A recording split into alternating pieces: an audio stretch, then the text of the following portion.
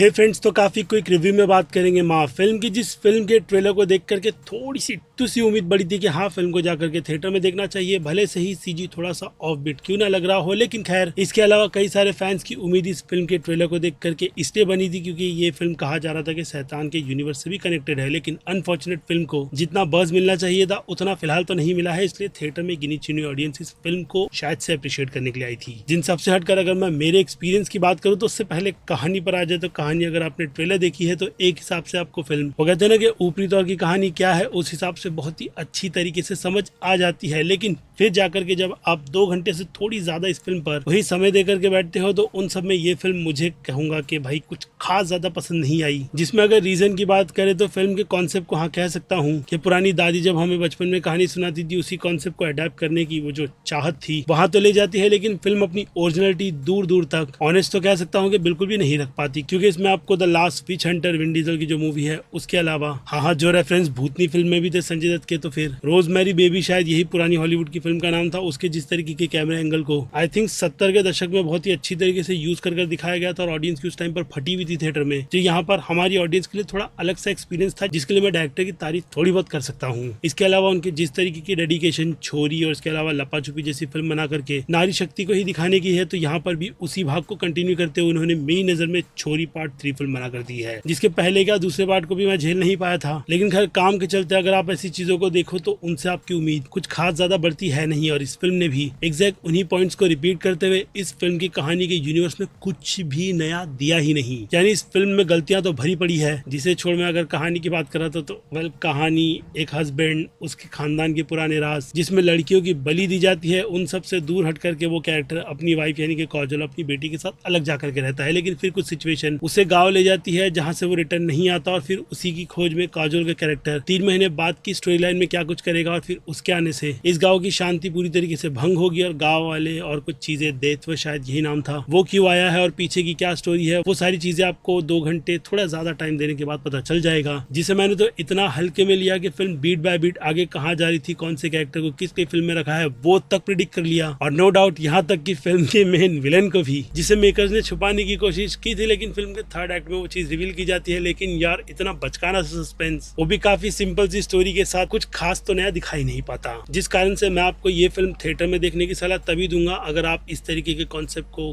काफी ज्यादा कम देखते हो तो। बाकी अगर आप हॉरर फिल्मों के बहुत बड़े फैन हो तो अनफॉर्चुनेट ये फिल्म आपके लिए डिसअपॉइंटमेंट ही लेकर आएगी, जो अगर आपको चाहिए तो आपको थिएटर नहीं बल्कि वेट करना चाहिए इस फिल्म के ओटीटी रिलीज का। क्योंकि मेरी नजर में अब ये फिल्म देखने के बाद मैं कह सकता हूँ कि ओटीटी रिलीज वाली ही थी, जिसमें डेडिकेशन तो डायरेक्टर ने बस वो जो छोटा सा पीपल के पेड़ वाला जो झाड़ बना रखा था उसमें दिखा रखी थी, उसके बाद जाकर के फिल्म में सीजी और वो एआई का भद्दा मजाक कहीं कहीं पर ठीक लगता है, लेकिन बहुत सारी चीजों में वो बहुत बेकार लग रहा था। यानी अजय देवगन की जो रिसेंट एआई कंपनी की अनाउंसमेंट थी उसका नमूना यहाँ पर यूज करते हुए फिल्म को जबरदस्ती के शैतान के यूनिवर्स के साथ कनेक्ट किया गया अंत के पोस्ट क्रेडिट सीन में, जिसका उन्हें अच्छा सा आगे आंसर भी देना होगा। लेकिन ओवर एंड ऑल फिल्म तो मिड ही है, जिसमें 2 एक्टर्स ही आपको स्क्रीन पर अच्छी खासी परफॉर्मेंस देते हुए नजर आते हैं। इसके अलावा सारे एक्टर्स फिल्म में बस सिवाय लेंथ बढ़ाने के अलावा और कुछ नहीं करते। बाकी पुलिस और वो भाई दिव्येंदु भट्टाचार्य का कैरेक्टर, जैसे कि मैंने कहा फिल्म की लेंथ ही बढ़ा रहे थे, लेकिन यार जबरदस्ती की चीजें डालकर दिख रहा था स्क्रीन पर कि आप फिल्म की लेंथ बढ़ा रहे हो। ऊपर से बेमतलब के गाने कहीं पर भी सिचुएशन में ऐसे ही ठूस देना, डेफिनेटली आप जब फिल्म देखोगे आपको भी पता चल जाएगा कि कितना मिसयूज किया गया है। यानी मेकर्स असल मायने में इस फिल्म की वो ऑडियंस की नीड को ही नहीं समझ पाए, जिन्होंने अब भी ऑडियंस को फॉर ग्रांटेड ही ले रखा है। जिसमें अगर आप मुझसे पूछो तो मैं ये चाहता था कि इस फिल्म की प्रॉपर सेट डिजाइनिंग जो अच्छी थी उसे